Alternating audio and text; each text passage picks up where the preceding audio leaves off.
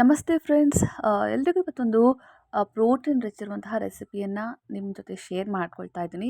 So ನೋಡಿದ ಕೂಡಲೇ ಗೊತ್ತಾಗ್ತಾ ಇದೆ ಏನು ಮಾಡ್ತಿದ್ದಾಳೆ ಅಂತ. ಡ್ರೈ ಫ್ರೂಟ್ಸ್ ಲಡ್ಡು ನಾನೀಗ ಪ್ರಿಪೇರ್ ಮಾಡ್ತಿರುವಂಥದ್ದು. ಸೊ ಏನೇನು ಬೇಕು ಅದೆಲ್ಲ ಡ್ರೈ ಫ್ರೂಟ್ಸನ್ನು ನಾನೀಗಾಗಲೇ ಚಿಕ್ಕ ಚಿಕ್ಕದಾಗಿ ಕಟ್ ಮಾಡಿಕೊಂಡು ರೆಡಿ ಮಾಡ್ಕೊಂಡಿದ್ದೀನಿ.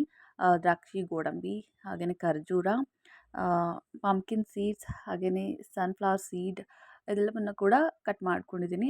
ಸೊ ಅದನ್ನು ತುಪ್ಪದಲ್ಲಿ ಹುರಿದು ಹಾಗೆಯೇ ಗಸಗಸೆ ಕೂಡ 2 ಸ್ಪೂನ್ನ ಹಾಕಿ ಹುರಿದ್ಕೊಂಡಿದ್ದೀನಿ. ಇದೆಲ್ಲ ರೆಡಿ ಮಾಡ್ಕೊಂಡಿದ್ದ ನಂತರ ಖರ್ಜೂರ ಅದನ್ನು ಕೂಡ ಮಿಕ್ಸಿಗೆ ಹಾಕ್ಕೊಂಡು ಅದನ್ನು ಕೂಡ ತುಪ್ಪದಲ್ಲಿ ಹುರ್ಕೊಂಡು ಮಿಕ್ಸ್ ಮಾಡ್ಕೊಂಡಿದ್ದೀನಿ ಡ್ರೈ ಫ್ರೂಟ್ಸ್ ಜೊತೆಗೆ ಅದಕ್ಕೆ ಏಲಕ್ಕಿ ಪೌಡ್ರ್ ಕೂಡ ಹಾಕ್ಕೊಂಡು ಮಿಕ್ಸ್ ಮಾಡ್ಕೊಂಡು ರೆಡಿ ಮಾಡ್ಕೊಂಡಿದ್ದೀನಿ.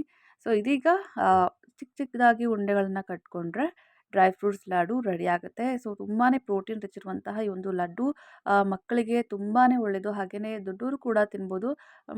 ಇದನ್ನು ಸುಮಾರು 1 ತಿಂಗಳ ಕಾಲ ನಾವು ಶೇಖರಣೆ ಮಾಡ್ಬೋದಾಗಿದೆ. ತುಂಬಾ ಒಳ್ಳೆಯದಾದಂತಹ ಒಂದು ಪ್ರೋಟೀನ್ ರಿಚ್ ಇರುವಂತಹ ಲಡ್ಡುನ ನೀವು ಕೂಡ ಮಾಡಿಕೊಂಡು ತಿನ್ನಿ. So thank you so much.